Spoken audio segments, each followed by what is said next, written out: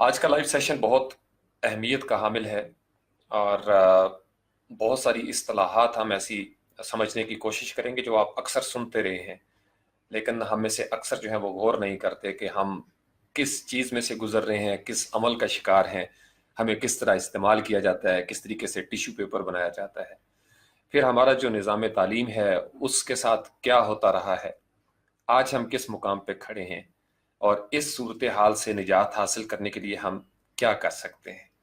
आपने अक्सर अखबारों में, किताबों में, सोशल मीडिया की पोस्ट में या चलते फिरते हम जो रोज़मर्रा ज़िंदगी में हमारे मामलात हैं, एक लफ्ज़ आपने सुना होगा, प्रोपेगेंडा, कि जी ये हमारे खिलाफ प्रोपेगेंडा हो रहा है। सियासतदान भी अपने सियासी जलसों में, तकरीरों में ये लफ्ज़ जो है वो कसरत से इस्तेमाल करते हैं, प्रोपेगेंडा। तो मैं भी सुना करता था और मेरी चूंकि दिलचस्पी है लफ्ज़ों के साथ, और मैं हमेशा की तरह देखता हूँ कि लफ्ज़ जो है वो कहाँ से चला। तो लफ्ज़ प्रोपेगेंडा ये स्टूडेंट्स के लिए बड़ा इम्पॉर्टेंट है ये सेशन। लफ्ज़ प्रोपेगेंडा जो है ये लातीनी ज़ुबान में एक लफ्ज़ था बहुत पुराना, जो लैटिन लैंग्वेज थी, लातीनी लफ्ज़ था प्रोपेगेयर, PROPAGARE, प्रोपेगेयर। प्रोपेगेयर का मतलब दो तरह आप समझ लें। एक होता है किसी चीज़ का फैलाव, जब आप किसी चीज़ को नशर करते हैं, उसकी तबलीग करते हैं, उसको फैलाते हैं, तो एक तो हो गया ये प्रोपेगेशन। दूसरा इसका ये जो हम कलमें नहीं लगाते, किसी दरख्त की कोई कलम काट के हमने ज़मीन में लगा दी, या पैवंदकारी आपने सुना होगा कि दो मुख्तलिफ पौधों को मिला के एक तीसरा पौधा जो है वो बनाया जाता है। इसी तरीके से जानवरों के अंदर भी ये प्रोपेगेयर होता है कि दो मुख्तलिफ नस्लों को मिला के एक तीसरी नस्ल जो है उसको बनाने की कोशिश की जाती है। तो ये सारे का सारा जो मफहूम था ये लातीनी ज़ुबान में उस वक्त उसके लिए लफ्ज़ इस्तेमाल होता था प्रोपेगेयर। फिर अंग्रेजी में ये लफ्ज़ जो था वो प्रोपेगेशन तो चल ही रहा था। 1622 में इसका एक हमें पहले जो है वो तारीख में एक मुकाम नजर आता है। रोमन कैथोलिक चर्च जो ईसाइयत में आपको पता है एक प्रोटेस्टेंट हैं, फिर रोमन कैथोलिक, जैसे मुसलमानों में भी मसालिक हैं तो क्रिश्चियन जो है उनके अंदर भी मसालिक हैं, स्कूल्स ऑफ थॉट हैं उनके डिफरेंट। तो रोमन कैथोलिक जो चर्च था उनके एक पोप थे, पोप ग्रेगरी। 1622 में उन्होंने एक तंजीम बनाई। उस तंजीम का काम ये था कि वो जो नॉन कैथोलिक ममालिक थे, जहाँ पे कैथोलिक तालीमात नहीं थी, वहाँ पे कैथोलिक तालीमात को आम किया जाए। उसके फैलाव के लिए, उसके नफाज के लिए एक तंजीम उन्होंने बनाई, एक ऑर्गेनाइजेशन, एक कांग्रीगेशन। उस कांग्रीगेशन के अंदर लफ्ज़ प्रोपेगेंडा इस्तेमाल हुआ, यानी एक ऐसी तंजीम, the congregation to propagate Catholic faith, यानी जो कैथोलिक ईमान था या अकायद थे उसको फैलाने के लिए वो तंजीम जो है वो 1622 में वो बनी। अच्छा, वहीं से फिर ये लफ्ज़ जो था वो आहिस्ता आहिस्ता उस तंजीम को पूरा नाम लेने की बजाय सिर्फ प्रोपेगेंडा कहा जाने लगा। वो जो तंजीम 1622 में बनी 17वीं सदी में। उसके बाद 1790 में आपको पता है कि जो 18वीं सदी है उसमें बहुत सारे इनकलाबात आए थे, हमने पिछले सेशन में बात की थी। मुख्तलिफ इनकलाबात आए, अमरीका से लेके रूस तक, और ये सारे जो हमारी पट्टी थी इसमें वो इनकलाबात आना शुरू हुए। तो फिर ये जो लफ्ज़ प्रोपेगेंडा है ये उस तरह इस्तेमाल होना शुरू हुआ जिस तरह आज हम इस्तेमाल करते हैं 21वीं सदी में। यानी आपने प्रोपेगेंडा के अंदर क्या क्या होता है कि आपने किसी को कन्विंस करना है, आपने उसको मायल करना है किसी खास चीज की तरफ, आपने उसको परसुएड करना है, आपने उसके अंदर मैनिपुलेशन करनी है। मुख्तलिफ लफ्ज जो है वो मैं आपको साथ साथ समझाता जाऊंगा। ये दूसरा लफ्ज इसकी जगह पे आ गया कि मैनिपुलेट करना। ये लफ्ज आपने शायद उस तरीके से सुना ना हो, उर्दू में एक लफ्ज होता है जिसको कहते हैं साजबाज, या आपने ये सुना होगा जोड़ तोड़ की सियासत। जोड़ तोड़ की सियासत क्या होती है अंग्रेजी में, उसके लिए हम लफ्ज इस्तेमाल करते हैं मैनिपुलेशन। जब हम चीजों को मैनिपुलेट करते हैं, अब मैनिपुलेट करने के लिए क्या उसके काम करना पड़ेगा कि हमको किसी चीज को उसके सियाको सबाक से काट कर या एक मसनूई सियाको सबाक बनाकर, सियाको सबाक जिसको अंग्रेजी में हम कॉन्टेक्स्ट कहते हैं, कॉन्टेक्स्ट इज एवरीथिंग। हमारी जिंदगी में जितना भी प्रोपेगेंडा हमें नजर आता है आज के दौर में वो कॉन्टेक्स्ट से हटा हुआ होता है, या सेलेक्टिव उसका जो पीस है वो हमारे सामने पेश किया जाएगा। तो जब आप किसी सच का आधा हिस्सा, हाफ ट्रुथ, या पूरे सच को इस तरह इस्तेमाल करें कि उससे आपके जो मकासद हैं वो पूरे हो जाएं, तो इस सारे अमल को प्रोपेगेंडा कहा जाने लगा। प्रोपेगेंडा पॉजिटिव भी होता है, नेगेटिव भी होता है। प्रोपेगेंडा अपनी जात में बुरा लफ्ज नहीं है, پروپیگنڈے کا لفظ کا مطلب ہی یہ ہے کہ آپ نے کسی چیز کو پھیلانا ہے. اب وہ آپ کا جو پھیلاؤ ہے وہ آپ نے جب تبلیغ کرنی ہے تو آپ کسی مثبت چیز کو بھی پھیلاتے ہیں. آپ نے کسی تعمیری پہلو کے اوپر بات کرنی ہے تو آپ کسی کو قائل کر رہے ہوتے ہیں. آپ یہ قائل کرتے ہیں کہ جی پاکستان کو ہم نے سرسبز و شاداب بنانا ہے، تو یہ بھی پروپیگیشن ہو رہی ہے. آپ نے یہ کہنا ہے کہ جی کلین اینڈ گرین پاکستان ہم نے بنانا ہے، تو یہ بھی سارٹ آف پروپیگنڈا ہے. اسی طریقے سے جتنے بھی ہمارے جمعہ کے خطبات ہوتے ہیں یا علماء کرام ہیں واعظ و نصیحت کرنے والے مختلف جماعتوں کے، وہ اپنے اپنے انداز میں جو واعظ و نصیحت کرتے ہیں وہ بھی پروپیگنڈا کی ایک شکل ہے. تو پروپیگنڈا دراصل اپنی ذات میں برا لفظ نہیں ہے، یہ بات آپ یہاں پہ سمجھ لیجئے گا.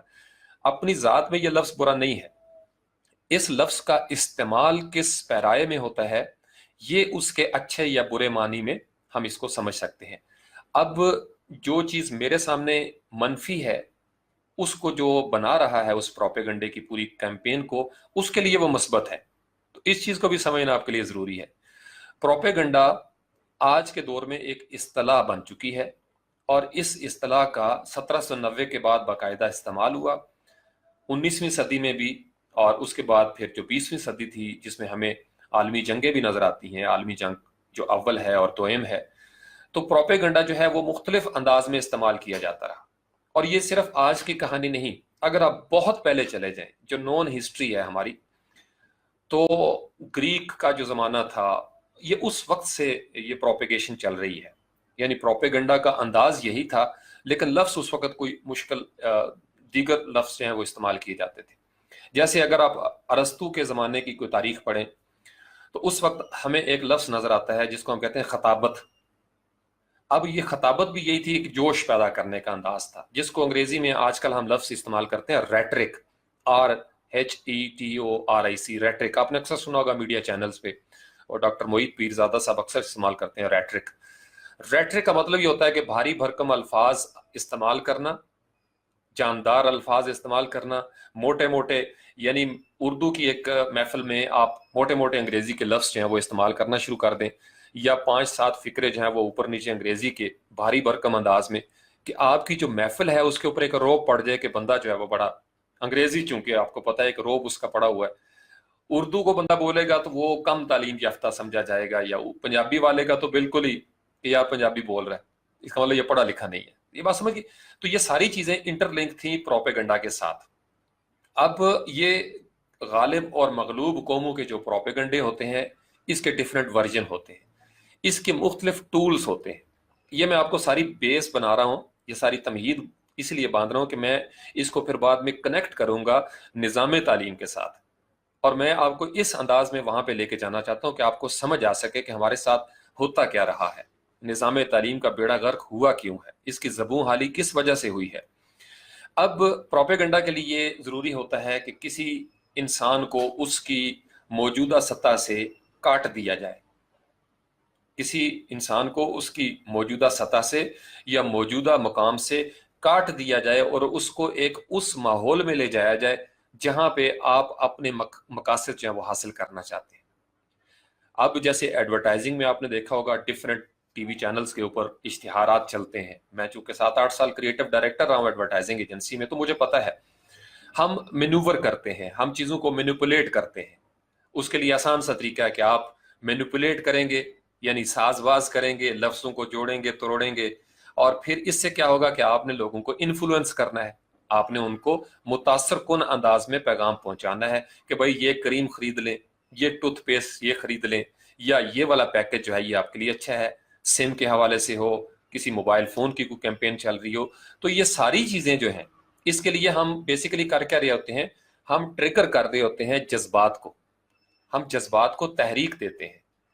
تو ہمارا یہ جو ایڈورٹائزنگ میں پروپیگنڈا ہوتا ہے اس کا مقصد کیا ہے کہ ہمارا مال جو ہے، ہمارے کلائنٹ کا مال بک جائے، لوگ زیادہ سے زیادہ اس کو خریدیں اس پروڈکٹ کو. تو پروپیگنڈا کی یہ شکل جو ہے یہ بزنس کی شکل ہوگی کہ ہم اپنا مال بیچتے ہیں، لہٰذا اس کے لیے ہم لفظوں کا استعمال کریں گے، رنگوں کا استعمال کریں گے، موسیقی کا، سر سنگیت کا استعمال کیا جاتا ہے. پھر اس سارے کا مقصد یہ ہوتا ہے کہ ہم انسان کے جذبات کو اس مخصوص شیپ میں لے جائیں، اس مخصوص حالت میں لے جائیں، حیت میں لے جائیں یا کیفیت میں، کہ جہاں پہ ہم اس کے ساتھ جو بات کریں وہ بات ہماری مان جائے اور وہ کہے کہ یہ پروڈکٹ بہت اچھی ہے. تو یہ ایڈورٹائزنگ میں اس کا استعمال ہمیشہ سے ہو رہا ہے. بہت پرانے وقتوں میں فرعین مصر جو ہیں انہوں نے بھی اس کا استعمال کیا تھا. اس دور کی جو ایڈورٹائزنگ تھی، اس دور میں جو مینوپولیشن کے طریقے تھے، انہوں نے چیزوں کو مینوپولیٹ کیا. حامان کی صورت میں جو حامان تھا مذہبی پیشوا، وہ مذہب کو مینوپولیٹ کرتا تھا. یعنی مذہب کے اندر جوڑ موڑ کرنا، اس نے ساز باز کرنی، توڑ کر مروڑ کر چیزوں کو، حقائق کو مسخ کر کے اس طرح پیش کرنا کہ لوگ مذہبی طور پر پابند ہو جاتے فرعون کی اطاعت کرنے پہ. قارون جو تھا وہ فائنینشیل مینوپولیشن کا ماہر تھا، وہ مالی ساز باز کرنے کا ماہر تھا. وہ معاشیات کے ڈیجٹس فگرز اس طریقے سے بناتا کہ لوگ جو تھے وہ آہستہ آہستہ اس کے دام میں چلے جاتے، اس کے دام میں گرفتار ہو جاتے. تو اس کا بھی الٹیمیٹ فائدہ کس کو ہوتا؟ فرعون کو ہوتا. اب جو دو چیزیں مذہب سے یا معاش سے قابو نہ ہوتا، اس کو پھر دہشت یا جبر کے ساتھ مینوپولیٹ کیا جاتا. کسی کو ڈرایا دھمکایا جاتا، فیئر پیدا کیا جاتا، کسی کو لالچ دی جاتی، کسی کی مجبوری کے ساتھ کھیلا جاتا. تو یہ ہمیشہ سے انسانی آبادیوں میں یہ ہوتا آ رہا ہے. اس کے بعد ہمیں دیگر تمام آپ دیکھتے جائیں، عرب کے دور میں یا عرب کے دور سے پہلے بھی 1,24,000 پیغمبروں کے اگر آپ جتنے نون قصص ہیں، جو ان کی نون سٹوریز ہیں جو ہم تک پہنچی ہیں، آپ ان کو دیکھیں تو ہر دور میں پیغمبر جب اپنی ندا بلند کرتے، کسی بھی دور کے پیغمبر، حضرت آدم علیہ السلام کو لے لیں، حضرت نوح علیہ السلام کو، قرآن میں جن کے واقعات ہیں یا بائبل میں انجیل میں جن کے واقعات ہیں، وہ جب بات کرتے، ایک پیغام شروع کرتے، تو اس کے مقابلے میں بھی، یعنی وہ بھی پروپیگنڈا تھا، ایک پازیٹیو پریچنگ ہو رہی ہے، پروپیگیشن ہو رہی ہے، وہ اللہ کا جو پیغام تھا اس کو پروپیگیٹ کرتے تھے. اور اس کے مقابلے میں جو اس وقت کی سماج کے اندر رائج قوتیں تھیں، وہ اس کا توڑ کرنے کے لیے اپنی طرف سے ایک انتظام کرتے، اور ان تعلیمات کی ضد میں بہت سارے حربے جو ہیں وہ استعمال کیے جاتے. یعنی اس میں تمسخر بھی ہوتا. پروپیگنڈے کا یہ بھی ایک شیپ ہوتی ہے کہ آپ کسی کا تمسخر اڑانا شروع کر دیں. پروپیگنڈے کی یہ بھی ایک شکل ہوتی ہے کہ آپ کسی کو مسلسل گالیاں دینا شروع کر دیں. جب آپ کسی کو مسلسل گالیاں دینا شروع کر دیں گے دن رات، تو اس کا مطلب یہ ہے کہ جو نوجوان نسل ہوگی وہ آہستہ آہستہ اس پروپیگنڈے کا شکار ہو جائے گی. یہ تمام پیغمبروں کی زندگی میں یہی ہوا.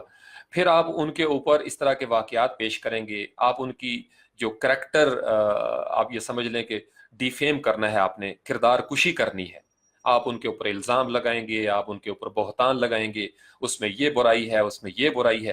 تو یہ سارے کے سارے دراصل استعمال ہوتے ہیں کہ انسان اپنے مقصد میں کامیاب ہو جائے، جس کے لیے قرآن میں یہ آیت بھی نازل ہوئی تھی کہ کل جعل حق کا وضاحق الباطل ان الباطل کان زہوقا، کہ یہ جو حق کی پریچنگ ہے یا حق کی پروپیگیشن ہے، یہ جب شروع ہو جاتی ہے تو اس کے مقابلے میں باطل کی بھی پروپیگیشن ہوگی، باطل کی بھی پاور ہوگی.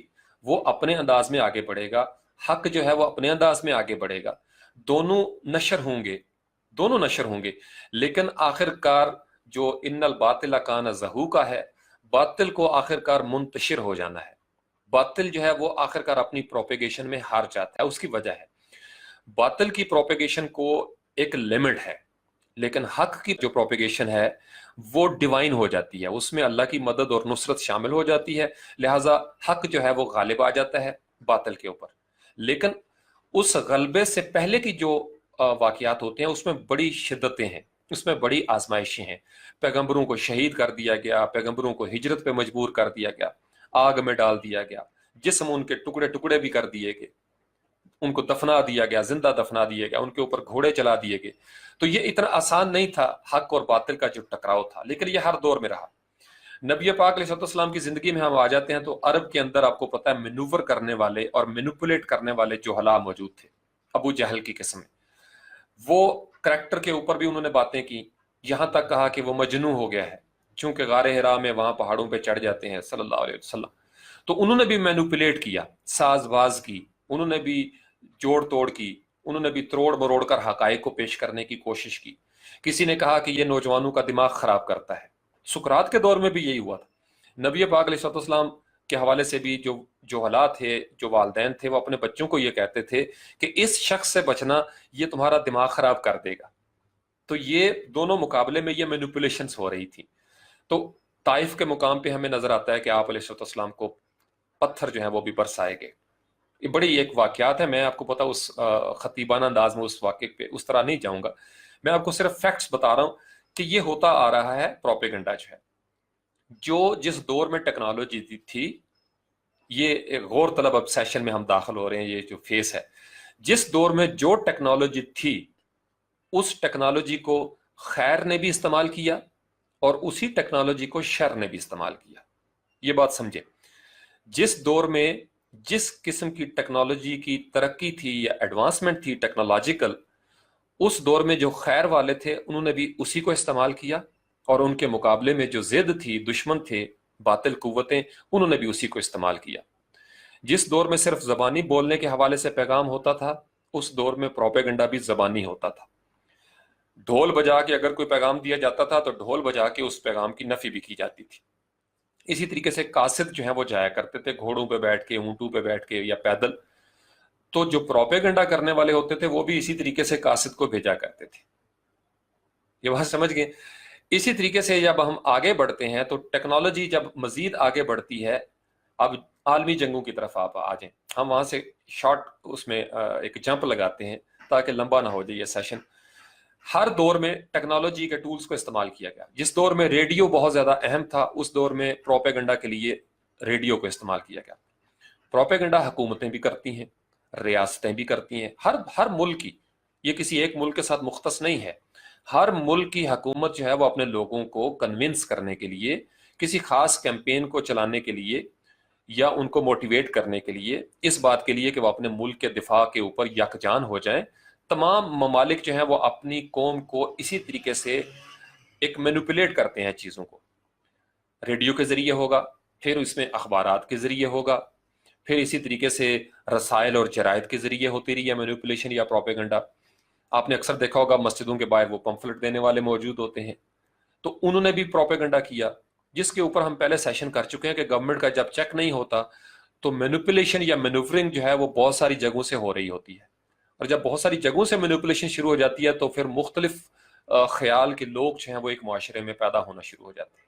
اور یہی اصل مقصد ہوتا ہے پروپیگنڈا کرنے والوں کا. لیکن یہ تیسرے حصے میں ہم ڈسکس کریں گے نظام تعلیم کے ساتھ. ابھی آپ صرف اس کو یہاں پہ سمجھ لیجئے. اب پروپیگنڈا کرنے والا جو ہمارا جدید دور ہے، اس میں ہماری ویب سائٹس آ گئیں، ہمارے سوشل میڈیا کے چینلز ہو گئے، اور ہمارے پاس یوٹیوب ہے، ہمارے پاس الیکٹرانک میڈیا چینلز ہیں، مختلف چینلز ہیں.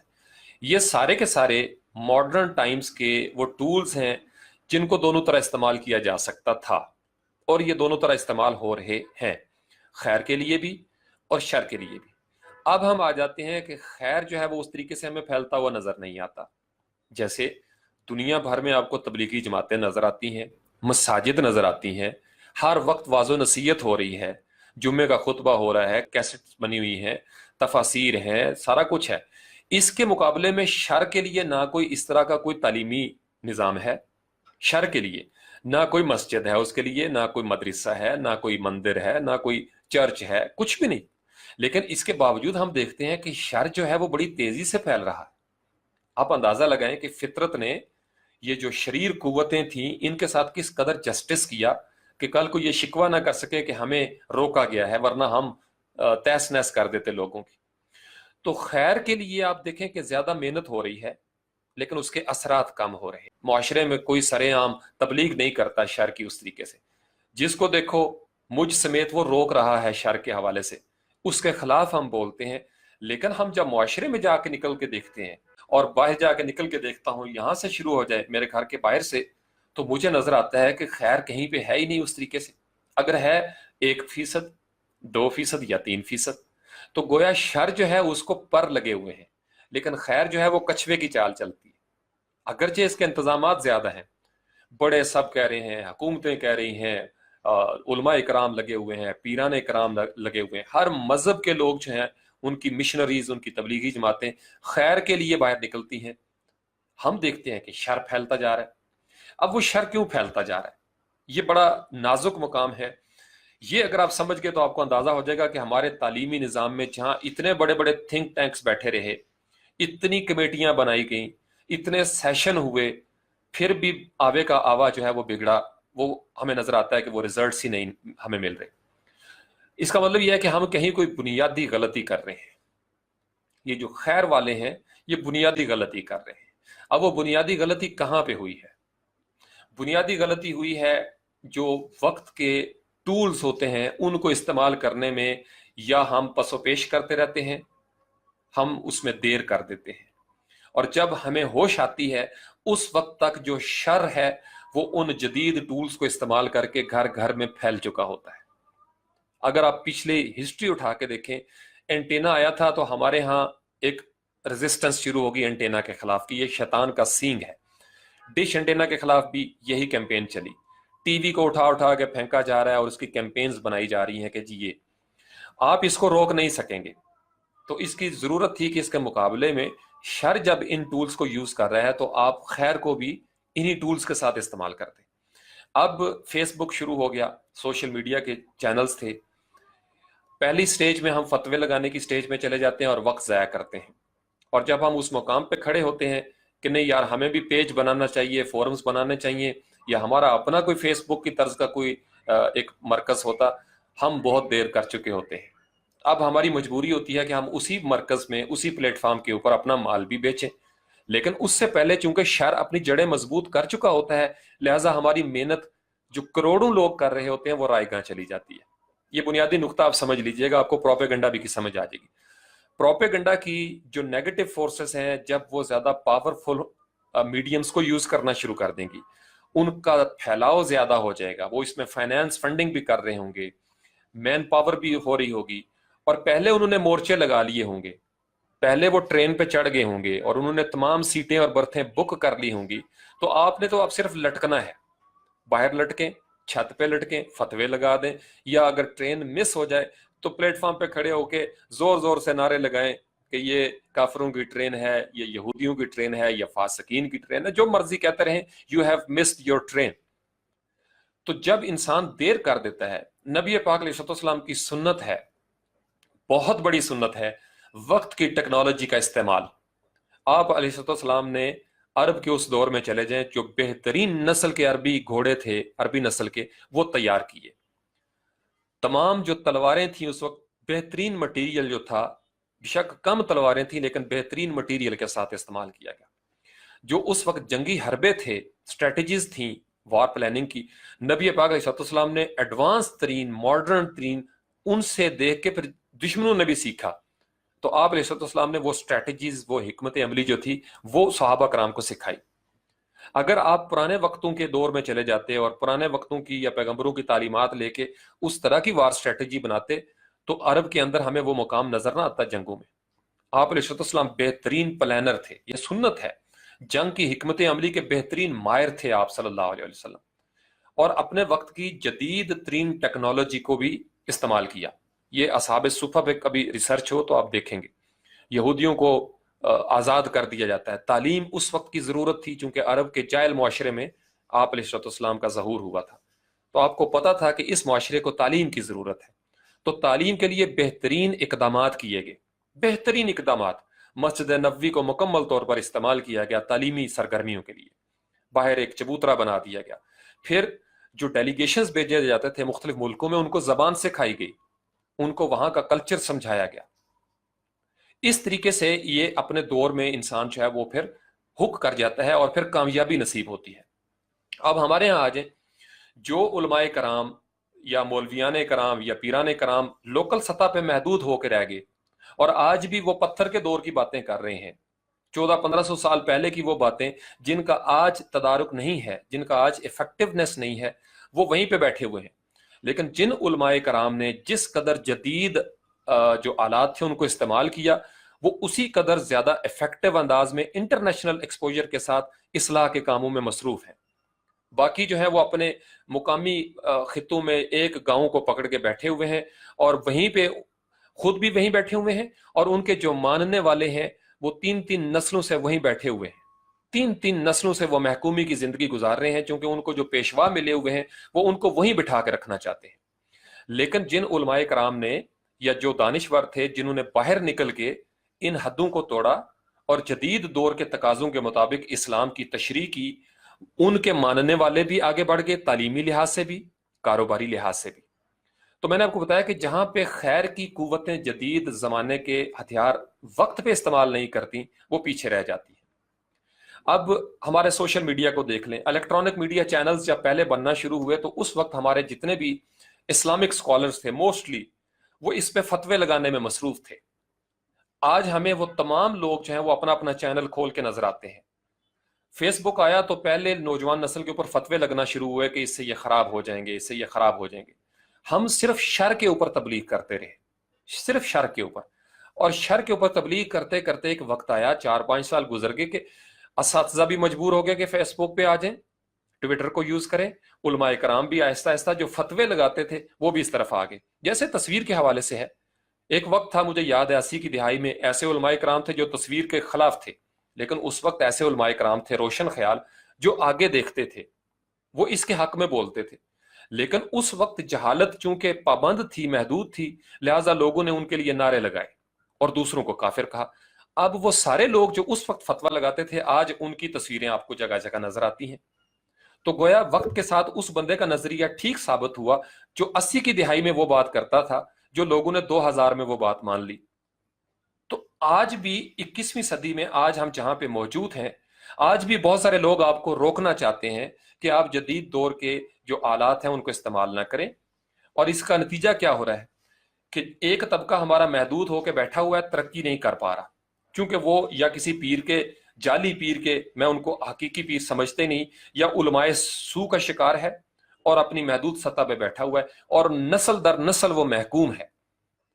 اب آپ اس کو پچھلے پہلے سیشن کے ساتھ، پہلے حصے کے ساتھ جوڑ کے دیکھیں، پروپیگنڈا وہاں پہ کامیاب ہوتا ہے جہاں پہ جہالت جو ہے وہ موجود رہتی ہے، جہاں پہ تحقیق ختم ہو جائے وہاں پہ پروپیگنڈا کامیاب ہوتا ہے۔ اب قرآن نے ایک آیت اگر ہم صرف لے لیں نا پورے قرآن سے، قرآن نے ہر قسم کے پروپیگنڈے کا جو شریر لوگ کرتے ہیں یا خیر والے، اس کا ایک توڑ کر دیا کہ جب بھی تمہارے پاس کوئی خبر لے کر آئے کوئی فاسق تو تحقیق کر لو۔ اب آپ ریڈیو سن رہے ہیں، کسی چینل کے سامنے بیٹھے ہوئے ہیں، ہمیں پتا ہے کہ اینکر پرسن جو ہیں وہ سلیکٹڈ پیسز جو ہیں وہ استعمال کرتے ہیں۔ کسی سیاستدان کی آدھے گھنٹے کی تقریر میں سے چند سیکنڈ کا ایک حصہ آپ کو بار بار دکھایا جائے گا۔ شام کے یعنی 6 بجے سے لے کے رات کے 12 بجے تک جتنی بھی نیوز کی ہیڈ لائنز آئیں گی، اس میں صرف اتنا حصہ آپ کو دکھایا جائے گا۔ اب ہم چونکہ تحقیق کے عادی نہیں، اور دوسرا میں نے آپ کو شروع میں بتایا کہ کانٹیکسٹ کو ہم دیکھنا نہیں چاہتے، سیاق و سباق کے بغیر ہم اتنے حصے کو اس لیے مان لیتے ہیں کہ وہ ہماری مخالف جماعت کا سیاستدان ہے۔ اب چینلز والوں کی یہاں پہ کیا ہوتا ہے، ان کا بزنس ہے، وہ کبھی ایکس سیاستدان کی بات کریں گے اور کبھی وائی سیاستدان کی بات کریں گے۔ جب وہ ایکس کی بات کریں گے تو وائی والے خوش ہوں گے، اور جب وہ وائی کی بات کریں گے تو ایکس والے کہیں گے یہ لفافہ خور، یہ لفافہ سیاستدان ہے، یہ لفافہ اینکر ہے، یلو جرنلزم کر رہا ہے جی، اس نے وائی سے پیسے پکڑ لیے۔ وہ دوبارہ میڈیا چینل ایکس کی طرف آ جائے گا، ان کو اس سے کوئی غرض نہیں، ان کا بزنس ایکس والے بھی دے رہے ہیں، ان کا بزنس وائی والے بھی دے رہے ہیں، اور ان کا بزنس زیڈ والے بھی دے رہے ہیں۔ ان کا بزنس ہے، ظاہری بات ہے، جیسے میں نے آپ کو بتایا ایڈورٹائزنگ کا کام ہی یہ ہے کہ وہ مینوپولیشن کرتے ہیں، پرسویٹ کرتے ہیں۔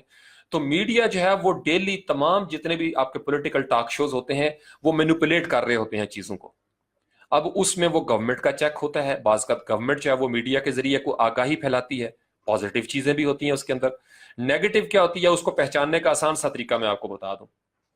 جب بھی میڈیا کسی خاص واقعے کو اور اس واقعے کے خاص حصے کو بار بار نشر کرنا شروع کر دے، آپ کے کان کھڑے ہو جانے چاہیے کہ بھائی یہ ایک دم سے پورے ملک میں کہیں اور بات چل رہی ہے، یہ درمیان سے ایک شوشہ کیوں اٹھ گیا ہے؟ یا تو کسی خاص مقصد سے توجہ ہٹائی جا رہی ہے، کسی خاص واقعے سے توجہ پیچھے کی جا رہی ہے، لوگوں کو ڈریگ کیا جا رہا ہے، اور یہ کیوں دھڑلے سے کامیاب ہوتے ہیں؟ میں نے آپ کو بتایا کہ جہالت معاشرے میں پچھلی جو ہماری کتنی دہائیاں تھیں، تمام ادوار میں، فرعین مصر کے دور میں بھی جہالت برقرار رکھی گئی کہ لوگوں کو یہ سوچ نہ ملے کہ ہم بھی بادشاہ بن سکتے ہیں، لہٰذا انہوں نے 3500 سال سے زائد عرصہ کامیابی سے حکومت کی۔ یہ آج کے دور تک کامیاب ترین حربہ ہے۔ آج ہم دیکھتے ہیں ہمارا لٹریسی ریٹ کہاں ہے، آپ نے سنا ہوگا اکثر لٹریسی ریٹ کے حوالے سے تقریریں بھی آپ سنیں گے، لیکن عملی طور پر کوئی اقدامات نہیں کیے جاتے کہ لوگوں کے اندر تعلیم یا شعور آئے۔ وجہ کیا ہے؟ جب تک معاشرے کے اندر جہالت کا وہ موجود رہتا ہے مقام، آپ کو طائف کے مقام پہ پتھر مارنے والے دستیاب ہوں گے، آسان قسطوں پر بک جانے والے علماء سو ملتے رہیں گے، آپ کو ایسے لوگ ملتے رہیں گے جو تصوف کو پیسے کی خاطر بیچ دیں گے، آپ کو ایسے لوگ مل جائیں گے جو طریقت کو بیچ دیں گے، آپ کو ایسے لوگ آسان قسطوں پر مل جائیں گے جو شریعت کا استعمال کرتے ہوئے، مذہب کا استعمال کرتے ہوئے لوگوں کے مذہبی جذبات کو ابھار کر آپ کو آپ کے مقصد میں کامیاب ہونے کے قریب تر کر دیں گے۔ تو جہالت قائم رکھنے کے لیے اگر توہم پرستی کے خلاف ہی ہم اٹھ کھڑے ہوں، جہالت ختم ہو جائے تو جعلی پیروں کا دھندا ٹھپ ہو جائے، جہالت ختم ہو جائے تو جعلی نکمے سیاستدانوں کا دھندا ٹھپ ہو جائے، اگر یہ جہالت ختم ہو جائے تو ہمارے معاشرے کے اندر سے یہ جو ستم ہے یہ ختم ہو جائیں سارے کے سارے۔ اس لیے یہ جہالت جو ہے وہ برقرار رکھی جاتی ہے، لوگوں کی محتاجیاں ہوں گی، ان کو بھوک ہوگی، ان کے اندر مسائل ہوں گے، ان کی پریشانیاں ہوں گی، ان کے اندر ڈر ہوگا، خوف ہوگا، لالچ ہوگی، طمع ہوگی، ہرس ہوگی، خود غرضی ہوگی، یہ سارے امراض جو ہم نے پہلے سیشن کیا تھا یہ موجود ہوں گے، تو ان کو محکوم بنانا آسان ہوگا اور ان کے اندر اپنی کسی بھی بات کو پھیلانا جو ہے وہ آسان ہوگا، پروپیگنڈا کرنا آسان ہوگا۔ اب ان سارے مراحل کو نیچے لے کے آ جائیں آپ، جو ہمارا سسٹم آف ایجوکیشن ہے، نظام تعلیم کا، بد قسمتی سے میں نے آپ کو بتایا اوپر سارے ایک خاص ماحول ہے، آپ اس کو یہ مت سمجھیں کہ اوپر سارے دنیا دار بیٹھے ہوئے ہیں یا اوپر سارے دیندار بیٹھے ہوئے ہیں، معاشرے کی ایک بالائی سطح ہے، ملائی والی، جہاں ملائی ہے اس میں مذہب والے بھی آپ کو نظر آئیں گے جو اوپر والے لیول پہ چلے گئے ہیں، اس میں آپ کو سیاستدان بھی نظر آئیں گے، کاروباری لوگ بھی نظر آئیں گے، وہ ایک خاص سطح ہے، وہاں پہ دین کی انٹرپریٹیشن اور طرح ہو رہی ہے، وہ جب آپس میں ملتے ہیں، ان کی شادیاں آپس میں ہو رہی ہیں، انہیں پتا ہے کہ ہم نے نیچے لوگوں کو قابو کیسے کرنا ہے، اوپر رات کو پیر صاحب اور وہ جو ہائی فائی عالم صاحب ہیں یہ سارے اکٹھے بیٹھتے ہیں، یہ سارے اکٹھے بیٹھتے ہیں، میں آپ کو بڑی ذمہ داری سے بتا رہا ہوں، میں چشمدید گواہ ہوں، لیکن جب یہ صبح ہوتی ہے، صبح کا سورج طلوع ہوتا ہے، تو اب اپنی اپنی مخصوص جو قبیلہ ہے، کمیونٹی ہے، اس کو قابو کرنے کے لیے یہ ایک دوسرے کے خلاف بیان بازی شروع کر دیں گے۔ پیر صاحب جو ہیں انہوں نے، اگر پیر صاحب کے مرید جو ہیں، آپ تحقیق کر کے دیکھ لیں کن پیران کرام نے اپنے علاقوں میں سکول کھولے ہیں، اعلیٰ تعلیم کے لیے نوجوانوں کو مجبور کیا کہ وہ اعلیٰ تعلیم کی طرف آئیں۔ آپ بڑے بڑے خانوادے میں آپ کو بتا رہا ہوں، آپ پورے پاکستان میں گھوم پھر کے دیکھ لیں، بہت ایسے خوش نصیب پیران کرام بھی ہیں، اور میں ان مریدین کو مبارکباد دیتا ہوں کہ آپ کے ایسے پیر ہیں، آپ کے ایسے گرو ہیں جنہوں نے آپ کو تعلیم کی طرف، یہ پہلا کلمہ تھا اقرا، جن پیران کرام نے اپنے مریدین کو تعلیم کی طرف مائل کیا، برحق وہ پیران کرام ہیں، ان کے ساتھ لاڈیاں کریں، ان کو کبھی مت چھوڑیں، جو آپ کو تعلیم کی طرف لے کے آئے، ہنر کی طرف لے کے آئے، لیکن جنہوں نے آپ کی 3 نسلوں کو بٹھایا ہوا ہے اپنے مقامی سطح پہ، 3 نسلوں کو، دادا جی بھی مرید، باپ بھی مرید، بیٹا بھی مرید، اور اسی جگہ پہ وہ محدود ہے، اگر ان کے پاس 4 مرلے زمین تھی تو آج بھی 4 مرلے زمین ہے، لیکن پیر صاحب کنالوں میں چلے گئے ہیں، پیر صاحب کی کوٹھیاں کنالوں میں پھیل گئی ہیں، ان کے رقبے کنالوں میں وہ پھیل گئے ہیں، اور آج تک یہ بات اس لیے نہیں کی جاتی کہ فتوے کا ڈر ہے۔ اب یہ وقت آ چکا ہے کہ ہم ان تمام چیزوں کو، ان حقائق کو سمجھیں کہ ہمیں دراصل جاہل رکھنے میں کس کس نے اپنا حصہ ڈالا ہے، ہمیں ان جعلی پیروں نے جاہل رکھا ہے، میں آپ کو بتا رہا ہوں بڑی ذمہ داری سے، اور جب جاہل رکھا جاتا ہے تو پھر آپ کو وہ شارٹ کٹ دیتے ہیں، آپ کی 3 نسلیں جاہل ہو گئیں، اب آپ کو وہ جاہل رکھیں گے اور کہیں گے کہ قیامت والے دن ہم ہیں نا، قیامت والے دن ہم آپ کو پار لگا دیں گے، اور 3 نسلیں قبرستان میں جا چکی ہیں یہی تسلیم کر کے کہ سانو ساڑھے پیر صاحب بچا لین دے۔ نبی پاک علیہ السلام نے کبھی یہ نہیں کہا صحابہ کو کہ میں ہوں نا، آپ علیہ السلام نے عمل سے ثابت کیا کہ بھائی محنت کرنی پڑے گی، خندق کھودنی پڑے گی، فاقے برداشت کرنا پڑیں گے، پیٹ پہ پتھر باندھنے پڑیں گے، یہ تعلیمات تھیں عملی طور پر۔ آپ علیہ السلام نے غزوات کر کے دکھائے، ایسے تلوار چلانی ہے، آپ کے دندان مبارک شہید ہوتے ہیں صلی اللہ علیہ وسلم، کہ یہ زخم آتے ہیں جب جنگ میں انسان شامل ہوتا ہے، آسانیاں نہیں دیں، حلوہ پکا کے نہیں دیا، اور یہاں پہ آسانیاں ہیں بس تسبیح لے کے بیٹھ جاؤ کسی کونے خدرے میں۔ میں نے آپ کو پچھلے سیشن میں بتایا تھا وظیفے کی ایک اپنی اہمیت ہے، لیکن جو آپ کو نسل در نسل محکوم بنائے رکھتے، آپ کی اولاد کو تعلیم کی طرف لے کے ہی نہ جائے، اور ایسے ایسے تصورات پیدا کر دے کہ آپ اس دینی تعلیم اور دنیاوی تعلیم کی ڈویژن میں پڑ جائیں، آپ یہ دیکھیں آپ کہاں پہ کھڑے ہیں اور پیر صاحب کے بچے اس وقت کہاں پہ کھڑے ہیں۔ آپ پیدل ہیں، پیر صاحب کے بچے لینڈ کروزروں میں پھر رہے ہیں، آپ کی زمینیں جو ہیں وہ وہاں پہ آپ کو ملتی نہیں ہیں، اور آپ کس طریقے سے وہ چیزوں کو لے کے چلیں گے؟ تو یہ ان چیزوں کو آپ ذرا سمجھیں کہ آپ کے ساتھ ہو کیا رہا ہے، کمپیریٹیو انالیسس کر کے دیکھیں۔ ہم کو تو میسر نہیں مٹی کا دیا بھی، گھر پیر کا بجلی کے چراغوں سے ہے روشن۔ تو ایک تو ہمیں یہ جو جعلی پیر تھے انہوں نے ہمیں روک کے رکھا، اور میں آپ کو بڑی ذمہ داری سے یہ بتا رہا ہوں، یہ جعلی پیر ان کا تعلق ہے اوپر حکمرانوں کے ساتھ، پچھلے 40-50 سال میں رہا ہے۔ یہ آنکھیں بند کر کے مریدین جو ہے ان کی آواز پہ لبیک کہتے ہوئے اس لیے ووٹ دے دیتے ہیں کسی کو بھی بغیر تحقیق کے کہ پیر صاحب کا حکم ہے، ناراض نہ ہو جائیں۔ تو تبدیلی کیسے آتی؟ دوسرے نمبر پہ دیکھ لیں آپ کے جو علماء سو ہیں، یہ رات کو وہاں پہ بیٹھتے ہیں، صبح یہ ایسا جوش خطابت کا مظاہرہ کریں گے ریٹرک کے ساتھ، جس کو ہم کہتے ہیں خطیبانہ انداز۔ اس طریقے سے قرآنی آیات کو مینوپولیٹ کیا جائے گا، اس طریقے سے احادیث کو مینوپولیٹ کیا جائے گا، اس طریقے سے اسلام کے کسی سینسٹیو ایشو کو، کسی بھی سینسٹیو معاملے کو مینوپولیٹ کیا جائے گا، آپ کے جذبات کو ابھارا جائے گا، آپ جوش میں آ جائیں گے، چونکہ آپ کے جذبات میں ان کا ہاتھ ہے۔ انہیں پتہ ہے کہ ہم نے ان کو تعلیمی سطح پہ کہاں پہ رکھا ہوا ہے، اور کتنا آسان ہے ان کو یہاں سے مجبور کرنا، اور کہاں پہ موڑ کے ہم ان کو لے جائیں گے۔ وہ بلکہ کمٹ کر کے آئے ہوتے ہیں کہ جناب چوہدری صاحب، فلانے جناب صاحب، آپ فکر نہ کریں، آپ کو 50,000 بندہ مل جائے گا۔ کیوں مل جائے گا؟ چونکہ جذبات جو ہیں وہ ان علماء سو کے کنٹرول میں ہیں۔ وہ ذرا سی جو شیریں تقریر کریں گے، لوگ ان کے قابو میں آ جائیں گے، آپ ان کو وہ جس طرف چاہیں گے وہ موڑ کے لے جائیں گے۔ یہ ہوتی ہے مینوپولیشن، یہ ہوتی ہے پروپیگنڈا کا وہ شریر پہلو جو بڑا افیکٹو ہے۔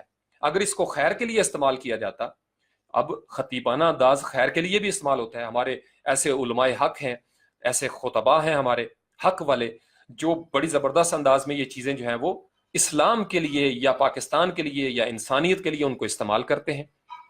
میں آپ کو سادہ سی ایک نشانی بتا رہا ہوں، آپ یہ دیکھیں کس مرشد نے، کس گرو نے، کس عالم دین نے، کس پیران کرام میں سے پیر نے لوگوں کو، اپنے مریدین کو اپنے حلقہ اثر کے اندر تعلیمی ترقی کے لیے اقدامات کیے۔ آپ یہ دیکھیں اگر پیر صاحب کے گھر میں منرل واٹر آ رہا ہو اور اسی بیکورڈ ایریا میں جو مرید کا بچہ ہے وہ چھپڑ سے پانی پینے پہ مجبور ہو جائے، اٹھا کے پھینک دیں ایسے پیروں کو باہر۔ یہ دھوکہ دے رہے ہیں آپ کے ساتھ، یہ فراڈ کر رہے ہیں آپ کے ساتھ، انہوں نے آپ کو غلام بنا کے رکھا ہوا ہے۔ یہ فرعین مصر کی باقیات ہیں، یہ آپ کو روک کے رکھنا چاہتے ہیں، اور ان کے بارے میں بات کرنے سے آپ کو کچھ نہیں ہوگا۔ آواز بلند کریں، ایسے لوگوں سے دامن چھڑائیں، ان سے اپنی 3 نسلوں کا حساب پوچھیں کہ آپ کا بچہ اگر آکسفورڈ میں پڑھ سکتا ہے، آپ کا بچہ جو ہے وہ لینڈ کروزر میں گھوم سکتا ہے، میرا بچہ پیدل کیوں چلے گا؟ آپ مجھے وہ وظیفہ کیوں نہیں دیتے جو آپ نے اپنے بیٹے کو دیا؟ آپ مجھے وہ چلا کروائیں جو آپ نے کیا ہے اور آپ کی زندگی میں انقلاب آ گیا ہے۔ آپ کا رنگ سرخ و سفید ہے، میرا رنگ پیلا ہوتا جاتا ہے۔ میں سخت محنت کے باوجود فاقہ کش ہوں، آپ بغیر محنت کے آپ کا پیٹ بھی پھولتا جا رہا ہے، آپ کے مسلز بھی جوان ہوتے جا رہے ہیں۔ تو زندگی آپ کے اوپر اتنی مہربان کیوں ہے؟ اور وہاں پہ مینوپولیشن اس طریقے سے کی گئی ہے کہ ہم لوگ یہ سمجھتے ہیں یہ خدا کے برگزیدہ بندے ہیں، اس لیے ان کے چہرے پہ نور اچھی خوراک کے ساتھ آ جاتا ہے۔ یہ غریب مزدور جو ہے نا، ان کے چہرے پہ سب سے زیادہ نور ہوتا ہے، جو بیچارے پورا دن سڑک کے اوپر پتھر کوٹتے رہتے ہیں، ان کے چہرے پہ کبھی نور دیکھیے گا۔ اس نور کو دیکھنے کے لیے آنکھ چاہیے، اچھی کریمیں لگانے سے، اچھی خوراک کھانے سے وہ نور نہیں ہوتا کہ آپ نے میک اپ کر لیا، بیوٹی پارلر میں جائیں۔ اس طریقے سے تو میں اکثر ہنس کے بھی دوستوں کو کہتا ہوں کہ میں نے انڈیا کی بہت ساری ایسی ایکٹریسز دیکھی ہیں، مجھ سے زیادہ ان کے چہرے پہ نور ہے۔ کیا وہ نور ہوتا ہے؟ اس کو نور نہیں کہا جاتا۔ زندگی جب اپنی محرومیوں کے ساتھ آپ کا انتظار کرتی ہے، آپ کے چہرے کے اوپر لگ پتہ جاتا ہے آپ کو۔ ایک بندے کو فاقے آ رہے ہیں، اس بندے کو محرومیوں نے گھیرا ہوا ہے، اس کی شکل بھی تو ماتڑ ساتھیوں والی ہو جائے گی۔ پیر صاحب کو کوئی ایسا مسئلہ نہیں ہے، یہ جو جعلی پیر ہیں، نقلی پیر ہیں، اور انہوں نے جاہل رکھا ہوا ہے مل کے۔ پھر اس طریقے سے سیاستدان دیکھ لیں جنہوں نے آج تک، آپ کو میں ایک سادہ سا اصول دیتا ہوں، آپ کیوں نہیں سمجھ رہے؟ آپ یہ دیکھیں سیاستدان جو ہمارے سو کالڈ عوامی نمائندگان ہیں، ہمارے اسکولوں میں ان کے بچے نہیں پڑھتے، انہیں کیا فکر ہوگی کہ وہ ہمارے اسکولوں کو ٹھیک کریں؟ نہیں کریں گے وہ ٹھیک۔ اسی لیے انہیں پتا ہے ان اسکولوں میں کس طرح کے اساتذہ پڑھائیں گے، ان اسکولوں کا نصاب کیا ہے، انہیں پتا ہے، اس لیے وہ اپنے بچوں کو بیرون ملک بھیج دیتے ہیں، یا ایسے اسکولوں میں جہاں ان کی مرضی کا سلیبس پڑھایا جاتا ہے اور حاکم بنتے ہیں۔ محکوموں کے اسکولوں کو وہ کیوں ٹھیک کریں گے جب حاکموں کے بچے وہاں پہ پڑھتے ہی نہیں ہیں؟ دوسرے نمبر پہ ہمارے ہسپتال وہ کیوں ٹھیک کریں گے؟ ان کا تو یہاں پہ علاج ہی نہیں ہوتا۔ ہاں ان کے چوکیدار کا شاید ہو جائے، مالی کا ہو جائے، नौकर का हो जाए, उनका नहीं होता। इसी तरीके से उनके यहाँ जो पानी का निजाम है, वो पानी हमारा क्यों ठीक करेंगे जब उनका पानी जो है वो हर रोज जहाजों से आ रहा होता है? नहीं ठीक करेंगे। और हमने उनको पिछले 50 सालों से अपने सर पे बिठाया हुआ है। आप अपना और उनके बच्चों का जरा कंपैरिजन करें। आज बैठे जरा कॉपी पेंसिल लें और देखें जो आपका अवामी नुमाइंदा है उसका घर कितना बड़ा है, उसके बड़ोले में कितने दाने हैं। आप अपनी महरूमियों को भी जरा देखें, आपको अंदाजा हो जाएगा आपके साथ होता क्या रहा है। तालीमी निजाम उस वक्त दुरुस्त हो सकता था जब अवामी नुमाइंदों के बच्चे भी आपके साथ पढ़ते और उसी सेटअप में पढ़ते। बाज़ औक़ात कुछ लोग करते भी हैं। आप देख लें किसी एकेडमी में या किसी स्कूल में एक कोई तगड़े बंदे का बच्चा है, उसको प्रोटोकॉल देते हैं जनाब। स्कूल वाले भी प्रोटोकॉल दे रहे होते हैं चूंकि इसको यार कुछ नहीं कहना, क्योंकि स्कूल बंद हो जाएगा। ये हमारे मुआशरे की एक तलखियां हैं। लेकिन आप ये देखें आपका इलाज कैसे हो रहा है। आपको थानों में, कचहरियों के अंदर आपके साथ हो क्या रहा है। ये हजार हाथ जुर्म करके भी विक्ट्री का निशान बना के बाहर निकल आएंगे। आप शक में भी पकड़े जाएं, पुलिस आपको घर से मारना शुरू करेगी, बहू बेटियों के दुपट्टे भी खींचेगी, आपको रगड़ती हुई ले जाएगी थाने में। कभी सुना है आपने ऐसे जाली पीरों का या ऐसे उलमाए कराम का या ऐसे दीन फरोश जो वतन फरोश सियासतदान है, कभी उनको आपने देखा है उनको थाने में लित्र परेड? सिर्फ गरीबों की होगी, सिर्फ गरीबों की, चूंकि उनका कोई सुनने वाला नहीं है। और मारने वाला पुलिस मैन भी गरीब है। मैं इंतजार कर रहा हूं पिछले 40 साल से कि कभी ऐसा हो कि हमारे वतन को लूटने वालों को भी लित्र परेड हो और मैं देखूं। गरीबों की तो हमें वायरल वीडियोस नजर आती हैं। ये पूरा मुआशरा मैंने आपको बताया, ऊपर इन्होंने ये मिली भगत है, ये बैठाया हुआ दरमियान में इस तरीके से इनको बना के रख लो और ये महकूम यहां पे रहें। इसको तोड़ने का एक ही तरीका था कि आप अपने तालीमी निजाम को ऊपर लेके आते। ये इसका एक सोल्यूशन था। अब इसका सोल्यूशन की तरफ आ जाए तो सबसे पहले क्या है, और ये सारा प्रोपेगेंडा के जिम्मन में है, ये मैनिपुलेशन के जिम्मन में है। इसको आप रेटरिक के साथ देखें। ये सारी चीजें इसलिए मेंटेन आज के दिन तक रखी गई हैं। आपने इसको ब्रेक करना है, तोड़ना है, इन जंजीरों से आजादी हासिल करनी है। आप गवर्नमेंट्स को प्रेशराइज करें और हम देखेंगे ये नई गवर्नमेंट जो है ये इतनी आसानी से हम इनको जाने नहीं देंगे, मैं आपको बता रहा हूं। और ये कप्तान के लिए, ये कप्तान को समझना पड़ेगा कि गवर्नमेंट्स पहली नाकाम क्यों हुई हैं। मैं आपको पिछली गवर्नमेंट का एक वाकया सुनाऊं। चीफ जस्टिस इफ्तिखार चौधरी थे उस वक्त। उन्होंने कहा जी कि गाड़ियों में सिलेंडर इस्तेमाल नहीं होने चाहिए। वहां से एक बात होती है, नीचे जो मशीनरी बैठी हुई है ना वो गवर्नमेंट्स को नाकाम करती है। हम गुजरात जा रहे थे, गुजरात जाने से तकरीबन 30 मिनट पहले गाड़ियां रोकी जा रही थी, पुलिस वाले रोक रहे थे कि जी चीफ जस्टिस साहब का ऑर्डर है, सिलेंडर वाली गाड़ियां रोक लो। चीफ जस्टिस साहब ने यह साथ क्यों नहीं बताया कि भाई पहले सवारियों को उतारो, अड्डे में जाके रोको। नीचे यही होता है, गवर्नमेंट ऊपर कुछ कहती है, यहां पे गरीबों के मकानात जो है वो गिरना शुरू हो जाते हैं। हम देख रहे हैं, मैं आपको बता रहा हूं। हमें चाहिए इस वक्त करप्ट लोगों का एहतसाब। हमें चाहिए कि हमारा निजाम तालीम जो है इसकी समत दुरुस्त हो जाए। हमें चाहिए एक निसाब। हमें ये, अगर आप दाएं बाएं के चक्कर में लगा देंगे तो ये तो हम पहले से सितम सहते आ रहे हैं, फिर आप में और उनमें फर्क क्या होगा। अगर आपने भी हमें धोखा दिया और आप भी हमारे साथ इसी तरह का बर्ताव करेंगे कि आप हमें गेमों के चक्कर में डाल देंगे, आदाद के चक्कर में डाल देंगे, तो हम मुतमिन होने वाले नहीं हैं। बर्दाश्त हम कर लेंगे, पहले भी तो किया है, लेकिन आपको मैं बता रहा हूं कि आप उनका फिर अरूज और जवाल भी देखिएगा।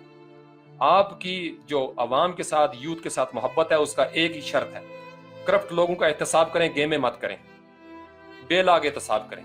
जिन्होंने खजाना खाली किया है उनसे लूटी हुई दौलत वापस लें, या कौम के सामने आके माफी मांगें कि सारी सियासी कैंपेन थी, सब प्रोपेगेंडा था, सब वोट तोड़ने के लिए ये कहा गया था। मेरे पास ना कोई सबूत है ना, और अगर आपके साथ कोई इदारा नहीं चल रहा ये भी इकरार करें। सोशल मीडिया का दौर है, एक वीडियो लाइव दे दें कि भाई मैं करना चाहता हूं, मुझे नहीं करने दिया जा रहा।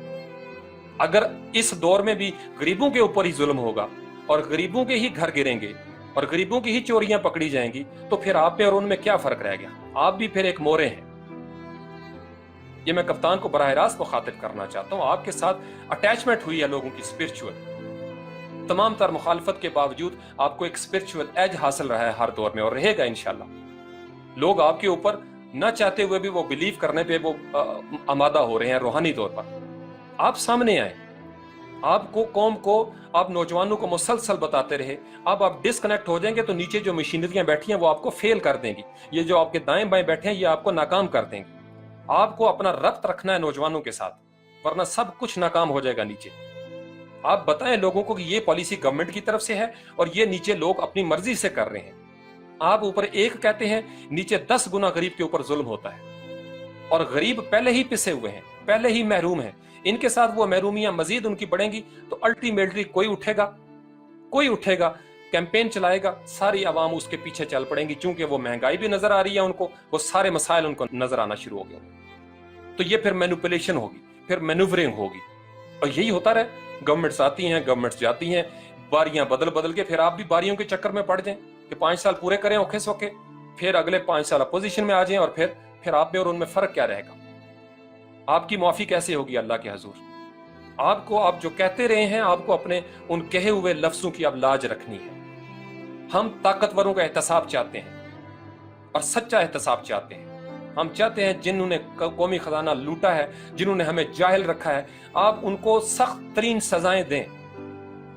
वो अभी सजाएं उनकी हुई नहीं। गरीबों के ऊपर ताबड़तोड़ हमले जो हैं वो हमें नजर आते हैं। ठीक है, अवाम आपके साथ चलेंगे। खवास को आप क्या कर रहे हैं? खवास से आप कुर्बानियां क्यों नहीं ले रहे? हमें दिन भर 24 घंटे मीडिया पे यही खबरें मिल रही हैं कि अवाम से कुर्बानियां जो हैं अवाम ने देना शुरू कर दी हैं, देंगे, पहले भी दे रहे हैं। खवास के बारे में कैंपेन चली थी कि ताकतवरों को कानून कटहरे में खड़ा नहीं करता। कहां है ताकतवर? या आप उनको सजा देंगे या आप ये मानेंगे कि आपने भी झूठ बोला है। इक्तदार में आने के लिए, ऐवानों में आने के लिए आपने भी झूठ बोला है, और फिर इस चीज की माफी नहीं है आपके लिए। और मैं बड़े यकीन के साथ, उम्मीद के साथ तमाम नौजवानों की तर्जुमानी करते हुए आपसे मुल्तमिस हूं और उम्मीद भी रखता हूं, आप अगर दूसरों की तरह होते तो यहां तक शायद उस तरीके से ना पहुंचते। आपको वही रहना है, आपको बदलने नहीं दिया जाएगा। और मैं आपको बता रहा हूं, आप आखिरी चांस है। आपने ऐसा कर लिया तो मैं आपको बड़ी जिम्मेदारी से कह रहा हूं कि मुआशरे के अंदर जो मैं इंतशार देख रहा हूं अपनी मुशाहिदे की कुव्वत से, आपकी सोच है, ये सारे जिन लोगों ने हमें जायल रखा था, फिर कोई गरीब किसी के काबू में नहीं रहेगा। ये मैं आपको अभी से बता रहा हूं। कितनी जबानें बंद करेंगे, कितने लोगों को रोकेंगे? बस हो गई है। हमारे जैसे, मैं न्यूट्रल तरीन आदमी हूं, मोतदल तरीन आदमी हूं, जो अपनी जिंदगी में इंतहाई सब्र के साथ वो वक्त गुजारता हुआ आ रहा है। मैं देख रहा हूं कि चीजें जो हैं वो किस तरफ से जा रही हैं। पहले से पिसे हुए तबकात को मजीद पीसा जाएगा। यह सियासत नहीं होगी, यह हुकूमत नहीं होगी। आप उनको पीसें, उनको रगड़ें जिनको कभी नहीं रगड़ा गया। अगर वो खुश रहे और आपके दाएं बाएं रहे और आपने कुछ समझौता कर लिया, मैं आपको बता रहा हूं, आपको एक नहीं, दो नहीं, करोड़ों जमीनी आंखें देख रही हैं, हर रोज सोच रही हैं, देख रही हैं। आपको अभी वक्त दिया जा रहा है, आपको बड़ी मोहब्बत के साथ, बड़ी हमदर्दी के साथ और बड़ी दोस्ती के साथ वक्त दिया जा रहा है। इसका यह मतलब नहीं कि आंखें बंद हैं। आपसे तवक्को भी है, आपसे उम्मीद भी है।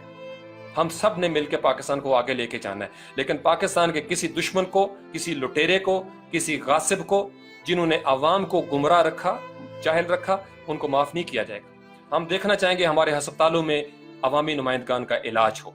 हम देखना चाहेंगे हमारी अदालतों के अंदर एक जैसा इंसाफ हो। हम देखना चाहेंगे हमारे स्कूलों में अवामी नुमाइंदगान के बच्चे पढ़े। और एक कल्चर रखना चाहिए आपको। बेहतर तो ये होगा कि तमाम बच्चों के लिए साइकिल लाजमी कर दिया जाए या पब्लिक ट्रांसपोर्ट कर दी जाए, जो स्कूलों की बसें हैं। कोई बड़ी बड़ी गाड़ियों वाला किसी स्कूल में जाके किसी बच्चे को एहसास कमतरी का शिकार ना करे। ये मुआशरे के अदल की राह है। इस तरीके से आप आगे बढ़ सकते हैं। फिर प्रोपेगेंडे की राह भी रुकती है। खैर वाला प्रोपेगेंडा हर गवर्नमेंट करती है, आप भी करें, सारे आपका साथ होंगे। गरीब कौम को, पिसी हुई कौम को धोखा देने के कोशिश करने वाले जवाल का शिकार होते रहे हैं हमेशा। और मैं आप नौजवानों से भी ये हाथ जोड़ के इल्तिजा करना चाहता हूं, दस बस्ता, अपने इर्द गिर्द देखें किन लोगों को आपने हुक्मरान बनाया हुआ है, किन लोगों को लीडर बनाया हुआ है, आपका और उनकी जिंदगी का मुआशी फर्क क्या है। फिर आपको अंदाजा हो जाएगा आपके साथ गेम क्या हो रही है। आपको यह भी पता चल जाएगा मीडिया चैनल्स किस तरीके से मैनिपुलेट करते हैं चीजों। मैंने आपको बताया ये दर्द है और ये कप्तान के लिए बिल्कुल माफी नहीं होगी। ये दर्द, चूंकि ये यूथ उन्होंने तैयार की थी, ये यूथ तैयार की थी, अब वो यूथ इंतजार कर रही है। या आप मानेंगे कि आपने भी महज सियासत की है, या आप एहतसाब करके दिखाएंगे, या आप एतमाद में लेंगे कि मैं करना चाहता हूं, नीचे जो है वो मेरे साथ समझौता नहीं किया जा रहा। तीनों सूरतों में सच है। और जब आप कोई पॉलिसी बनाए तो नीचे की मशीनरी के ऊपर चेक रखा करें कि नीचे आवाम तक पहुंचते पहुंचते वो मल्टीप्लाई हो जाती है। आप एक कहते हैं, वहां 10 गुना वहां पे असरात हो रहे होते हैं। और वो देखें, वहां पे वो लोग इसी तरीके से हर दौर की हुकूमत को फेल भी किया जाता है। नीचे पंफलेट तकसीम हो जाते हैं कि जी हुकूमत पाकिस्तान ने ये इशू दिया है, उसका कोई सर पैर नहीं होता। मीडिया के ऊपर भी ये अब वो वक्त आ गया है, आपके साथ खड़ी है कौम, नौजवान नस्ल आपके साथ खड़ी है, आपको डर किस चीज का है? मुश्किल फैसले करने हैं ना, तो मुश्किल फैसले अवाम के लिए ना करें। अवाम तो पहले ही मुश्किलात के साथ गुजरती हुई आ रही है, खवास को भी तो कभी मुश्किल में डालें। हम भी तो देखें कि खवास भी इस वतन में मुश्किल में पड़ सकते हैं। खवास के लिए आप कहें कि मुझे कुछ वक्त दें, और गरीबों के लिए आप 2 मिनट ज़ाया किए बगैर आप शुरू हो जाएंगे, तो फिर आपको पता है वो नजर आएगा। इन्हीं लोगों को, इन्हीं पिसे हुए तबकात को हमेशा इस्तेमाल किया जाता रहा है। आप इनके ऊपर चढ़ाई कर देंगे, किसी भी हवाले से इनके ऊपर सारा प्रेशर आ जाएगा और खवास हमें नजर आएंगे मुस्कुराते हुए, तो मैं आपको बता रहा हूं ये तबकात फिर इस्तेमाल हो जाएंगे। तो फिर क्या हम वक्त ज़ाया करेंगे? जो होता आ रहा है, फिर अल्लाह की तरफ से कोई हम इंतजार करते हैं और दुआ करते हैं कि अल्लाह की तरफ से कोई मसीह आए हमारे लिए। तो मैं होपफुल हूं आपको ये दर्द आपकी समझ में आ जाएगा। नौजवान नस्लों को भी मैं कहता हूं, ये जितने जाली पीर हैं, जितने उलमाए सू हैं, आप ना और उनकी जिंदगी का फर्क देखें जरा। कौन अवामी है, किसके बच्चे कहां पल रहे हैं, किसके खजाने कहां तक पहुंच गए हैं, किसकी जमीनें कितनी हैं, आप 3 नस्लों से कहां खड़े हैं, वो 3 नस्लों से कहां पहुंच गए हैं। आपको सवाल का जवाब मिल जाएगा कि तालीमी निज़ाम के अंदर, ये जो हमारा तालीमी निज़ाम है, पिछले 30-40 सालों से एक तरह के बच्चे निकल रहे हैं हमारी नस्लों में से। वोटर पैदा हो रहे हैं, वोटर बाहर निकलेंगे, उनको ये भी नहीं पता कि कतार में कैसे खड़ा होना है, उनको ये भी नहीं पता कि शादी हाल में जब खाना खुलता है तो कैसे आगे बढ़ना है, इसलिए कि ऊपर बैठे हुओं को फिक्र नहीं है। हम जब तक ऐसे रहेंगे, जब तक तरबियत की यह कमी रहेगी, जब तक हम जहालत में पड़े रहेंगे, उनके लिए आसान होगा हमें इस्तेमाल करना। और हम हो रहे हैं टिश्यू पेपर की तरह, लेकिन कब तक होंगे? और ये बातें अपने तक मत रोक के रखें, बाखुदा इनको शेयर करें। ये वक्त आ गया, मैंने आपको बताया ये डू और डाई की सिचुएशन हो गई हुई है। इस वतन को इतनी आसानी से जाने दिया जाएगा? लाखों कुर्बानियों से हासिल किया हुआ ये वतन इतनी आसानी से इनके हवाले करके बैठे रहे हाथ पे हाथ धर के? लुटेरों की मुख्तलिफ शक्लें हैं, प्रोपेगेंडा करने वालों की मुख्तलिफ शक्लें हैं, मुख्तलिफ सूरतें हैं, सबको समझें। आप अपना और उनका फर्क देखें। बहुत हलाल तरीके से भी लोग ऊपर आए हुए हैं, लेकिन वो दूसरों को बता रहे हैं, वो भी उनको रास्ता देते हैं। आपको वो कुमन केरी एक लफ्ज होता है, आपको उस गुलाम गर्दशू में डाला हुआ है कि आपकी 3-4 नस्लें इसी में रहेंगी। वो आपको असल राज नहीं दे रहे कामयाबी का। असल राज यही है मेहनत, तालीम, हुनर, इससे आप आगे निकलें। आपको पता है बड़े बड़े कारोबार के ऊपर ये छाए हुए हैं। एक आम आदमी सेल्फ मेड जो है वो स्टार्टअप नहीं ले सकता, वो बिजनेस नहीं कर सकता। ये हमारे यहाँ ये पेपाल क्यों नहीं आज तक आने दिया गया? इंडिया में आ गया है, बांग्लादेश में आ गया है, क्योंकि ये बड़े बड़े जो बिजनेसेस हैं इनके ऊपर इनकी ये जरूरत नहीं है। ये हम जैसे जो छोटे लेवल के लोग हैं, स्टार्टअप्स, ये उनकी जरूरत थी। नहीं किया जाता ऐसा।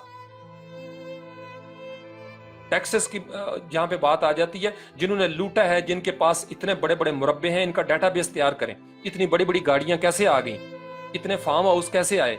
किसी उस्ताद का तो कोई फार्म हाउस इस तरह नजर नहीं आता। असातिज़ा के फार्म हाउसेस नहीं है, किनके फार्म हाउसेस हैं, किनको नवाजा गया है, वहां से शुरू करें ना। वहां पे ये बलडोजर चलने चाहिए, सीडीए के और एलडीए के। गरीबों की बस्तियों के ऊपर दोबारा भी रोका जा सकता है ये काम। हमें नजर आए कि बड़े बड़े फार्म गिर रहे हैं, हमें नजर आए कि बड़ी बड़ी जो तजावजात हैं, ताकतवर लोगों की तजावजात, उनके ऊपर हुकूमती सतह पे बुलडोजर चलने चाहिए। हमारी वो सड़कें, लाहौर की, कराची की, वो सड़कें साफ होनी चाहिए जहां लोगों ने, ताकतवर लोगों ने तजावजात बनाई हुई हैं। ये छोटी छोटी बस्तियों को आप रगड़ देंगे, ये बाद में भी किया जा सकता है। आप क्यों नफरतें पालने के चक्कर में पड़ गए? अभी 3 महीने भी नहीं हुए, नीचे देखें हो क्या रहा है। लोगों के अंदर एक प्रेशर आ रहा है। आप पहले खवास की मिसाल कायम कर देंगे, ताकतवर लोगों की मिसाल कायम करेंगे, तो नीचे गरीब बस्तियों में भी जरूरत है। वहां भी बड़े तगड़े तगड़े लोग बैठे हुए हैं, बदमाशियां करते हैं, फिर वो बोलेंगे नहीं, उनके पास जवाब खत्म हो जाएगा। ताकतवर को आप कुछ ना कहें और गरीबों को आप गिरा देंगे, बेशक नाजायज ही होगा, लेकिन वो आपके हक में नहीं होगा। ये चुनौती समझ लें आप इसको। इसी तरीके से गवर्नमेंट्स नाकाम होती हैं और उनको नाकाम किया जाता है बड़ी साजिश के साथ। मैं मजबूर हो गया हुआ हूं, मेरी जिम्मेदारी है, मैंने कल को अल्लाह के हजूर वहां पे रिपोर्ट देनी है। मैं इस वजह से झूठ बोल दूं या छुपा लूं कुछ चीजें कि यार ये नहीं, مجھے جرت ملی ہے, مجھے پتا ہے, میں نے چیف جسٹس صاحب کی وہ پہلی تقریر بڑے غور سے سنی تھی, پہلی تقریر ان کی. انہوں نے کہا تھا کہ پاکستان کو 1 سال دے دے, اور میں نے دل میں نیت کر لی تھی کہ میں نے پاکستان کو 1 سال دینا ہے. اور آپ نے پاکستان کو آگے لے کے جانا ہے نا, تو یہ طریقہ کار ہوگا. طاقتوروں کو کٹہرے میں کھڑا کریں, طاقتوروں کا احتساب ہوتا ہوا نظر آئے گا, غریب لوگ اپنی تجاوزات خود ہی ختم کر لیں گے کہ بھائی ان کو اجازت نہیں ہے تو ہم کس کھیت کی مولی ہیں. آپ جب غریبوں کے اوپر ہی پریشر ڈیوائیڈ کریں گے نا, سارے کا سارا پریشر ملک کا, اور پھر ہمیں پتا چلے گا کہ ملک میں جو طاقتور لوگ ہیں یا ادارے ہیں ان کو ہر چیز ان کو مل رہی ہے, ان کے اوپر کوئی مشکل نہیں آ رہی, تو غریب تو پہلے ہی پسے ہوئے. پھر کیا ہوگا؟ پھر پولیٹیکل پارٹیاں اٹھیں گی, انہی غریبوں کو استعمال کیا جائے گا, سڑکیں بند ہو جائیں گی. تو غریبوں کو تھوڑا سا شیلٹر دیں, پہلے طاقتوروں سے شروع کریں. ہم دیکھنا چاہتے ہیں آپ طاقتوروں کا پہلے کریں. چیف جسٹس صاحب سے بھی یہ التماس ہے, طاقتوروں کو پہلے لٹکائیں. غریب تو کب سے پھانسیاں نہیں لگ رہے بھائی, ہر روز غریبوں کو پھانسیاں, ہر روز غریبوں کی لتر پریڈ, ہر روز غریب گھروں میں چھاپے, جرم ہو نہ ہو چھاپے چھاپے. جس شہر میں نکل جاؤ, جس سڑک پہ نکل جاؤ, غریب پہ ظلم ہو رہا ہے. کبھی طاقتوروں کی بھی لتر پریڈ ہو, کبھی طاقتوروں کو بھی رگڑا جائے. طاقتور جو مجرم ہے ان کو تو ضرور کٹہرے میں کھڑا کیا جائے, یا معاشرے کے سامنے آ کے سچ بولا جائے کوئی طاقتور جو ہے وہ مجرم نہیں ہے, محض سیاست کی جاتی. سب طاقتوروں نے حلال کی کمائی سے جائیدادیں بنائی ہیں, اور ان کے خلاف جو بولتا ہے وہ محض سیاست کرتا ہے. ہم مطمئن ہو جائیں گے, یا یہ تسلیم کر لیں. سادہ سا حل ہے. دھوکہ دیں گے, چکر میں رکھیں گے, لوگوں کو مصروف کرنے کے لیے اس طرح کی پالیسیاں بنائیں گے جس کا صرف غریب پہ امپیکٹ ہوگا, آپ کامیاب نہیں ہوں گے. اور آپ کو نظر رکھنی ہوگی اپنے دائیں بائیں نیچے جو مشیر ہیں, یہ آپ کا ایک فون نیچے کسی اور طریقے سے جاتا ہے, اور وہ گورنمنٹس کو ناکام کرنے کے لیے نیچے جو مشینریاں بیٹھی ہوئی ہیں گراس روٹ لیول تک, وہ لوگوں کے اندر وہ جذبات ابھارتی ہیں تاکہ حکومتوں کے خلاف جو ہے وہ مواد اکٹھا کیا جائے. یہ پروپیگنڈا کی ایک شکل ہے. نظام تعلیم کے لیے بھی میں نے آپ کو اس سے پہلے والے سیشن میں ریکویسٹ کی تھی.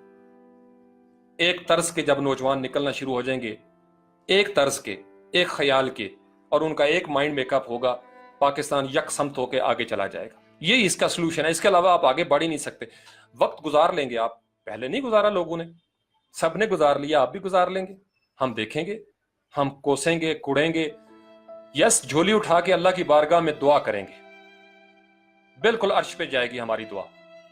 غریب اور مسکین اور مظلوم لوگوں کی دعا عرش پہ جائے گی کہ ہمیں دھوکہ دینے والوں کو یا اللہ غارت فرما دے, جن لوگوں نے ہمیں استعمال کیا یا اللہ ان کو عبرتناک سزا دے دے.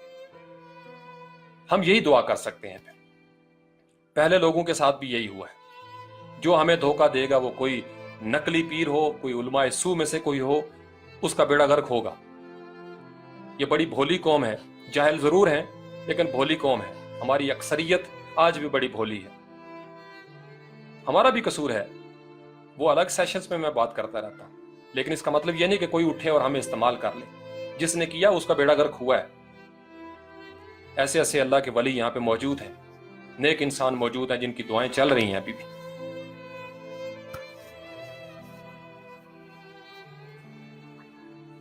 یا حی یا قیوم اللہم صلی اللہ.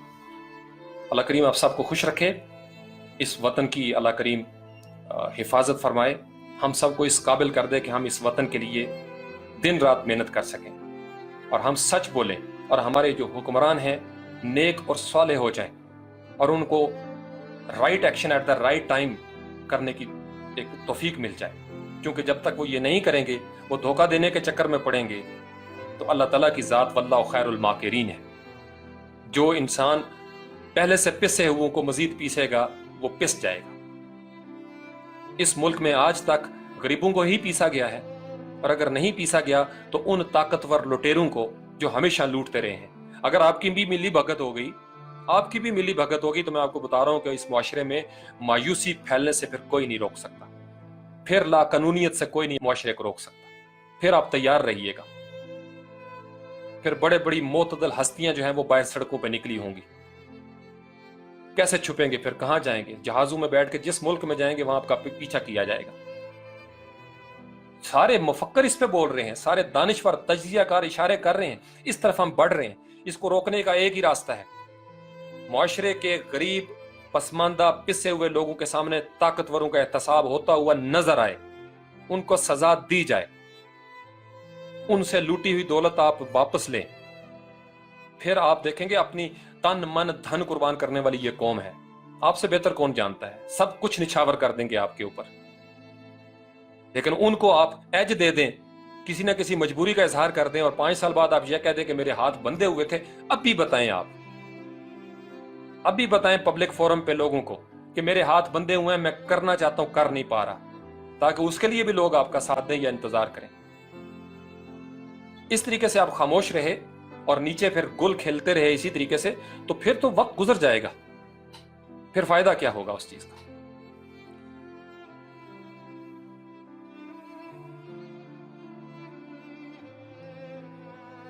और मैं उम्मीद करता हूं, हमारा लाड है, हमारा प्यार है, we are waiting for that day.